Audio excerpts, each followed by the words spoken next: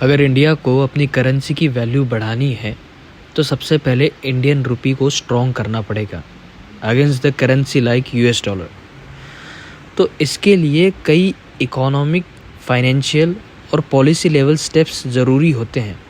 यहाँ कुछ की फैक्टर्स हैं जो किसी भी कंट्री की करेंसी को स्ट्रॉन्ग बनाने में मदद करते हैं। पहला, स्टेबल और ग्रोइंग इकोनॉमी।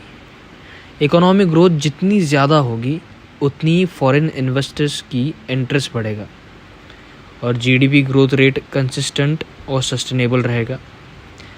एक्सपोर्ट बढ़ाओ, इंपोर्ट घटाओ। अगर इंडिया ज़्यादा एक्सपोर्ट करता है और कम इंपोर्ट करता है तो उसके पास ज़्यादा फॉरेन करेंसी आती है। ट्रेड सरप्लस होने पर करेंसी डिमांड बढ़ती है जिस पर रुपये की वैल्यू स्ट्रॉन्ग होती है। तीसरा फैक्टर, फॉरेन डायरेक्ट इन्वेस्टमेंट और फॉरेन इंस्टीट्यूशनल इन्वेस्टमेंट को अट्रैक्ट करो।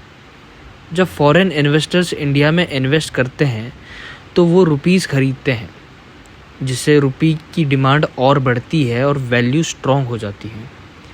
चौथा की फैक्टर, इन्फ्लेशन को कंट्रोल में रखो। हाई इन्फ्लेशन से करेंसी की परचेसिंग पावर गिर जाती है। अगर इंडिया इन्फ्लेशन कंट्रोल में रखता है तो रुपये की वैल्यू स्टेबल और स्ट्रॉन्ग रह सकती है। की फैक्टर 5, जहाँ पे इंटरेस्ट रेट्स और मनी पॉलिसीज़। अगर आरबीआई इंटरेस्ट रेट्स को कम्पिटिटिव रखते हैं तो फॉरेन इन्वेस्टर्स इंडिया में इन्वेस्ट करने का पसंद करते हैं, लेकिन ज़्यादा high interest rate economy slowdown का रिस्क भी हो सकता है, इसलिए बैलेंस ज़रूरी है। 6, पॉलिटिकल स्टेबिलिटी एंड और गवर्नेंस।